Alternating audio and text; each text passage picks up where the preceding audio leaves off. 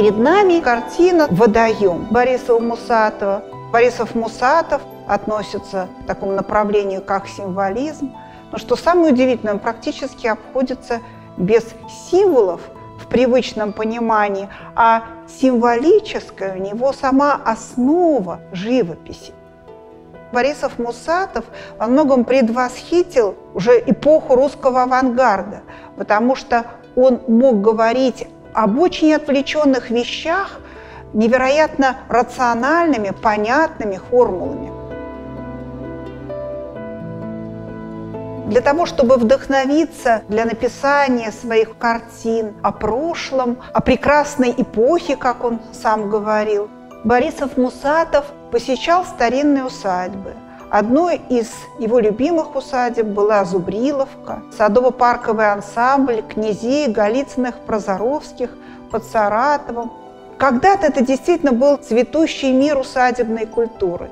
Но во времена Борисова-Мусатова усадьба уже пришла в некоторый упадок, сад был запущен. В один из визитов в эту усадьбу, где Борис Мусатов любовался старинными портретами, они тоже, конечно, навевали определенные образы для его картин, он забрел в тенистую часть сада и обнаружил там купальню, полукруглый водоем, обрамленный мрамором. Вглубь водоема вела лестница. Борис Мусатов запечатлел это уединенное место на фотографии.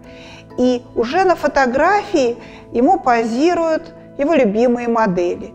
Это его сестра Елена, она изображена стоящей, и невеста Елена Александрова. Эта картина своего рода такой предсвадебный подарок художника своей невесте. Как и у многих символистов, в картине не происходит никакого действия. Движение остановилось.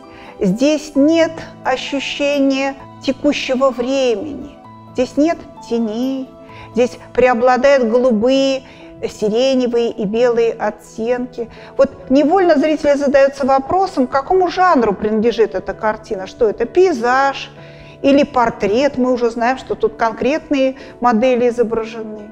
Никакого определенного ответа мы дать не можем. Мы можем сказать, что это синтетическое произведение. Также мы не можем ответить на вопрос, что это станковая картина или это декоративное панно, потому что Борисов-Мусатов ставит перед собой задачу соединить как раз черты декоративной и станковой живописи. Мы видим удивительное пространство. Мы сразу чувствуем, что в нем что-то очень необычное. Здесь в построении пространства картины использованы две точки зрения. На водоем мы смотрим сверху, поэтому мы не видим небо, мы видим только его отражение в водоеме. То есть мы сразу встречаемся с образом отраженного мира, живущего в душе художника. А вот на прекрасных дам мы смотрим снизу. Мы видим сложный ракурс в позе стоящей модели. Что этим хочет передать художник? Это необычной такой композиционной структуры. Он хочет показать, что перед нами действительно условный мир. Это мир воспоминаний.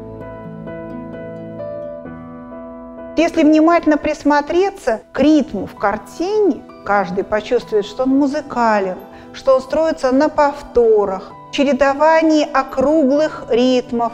Обратите внимание на круглящуюся линию водоема. Она перетекает в такую же круглящуюся линию кринолина сидящей дамы. Фигуры очень схематизированы и обобщены.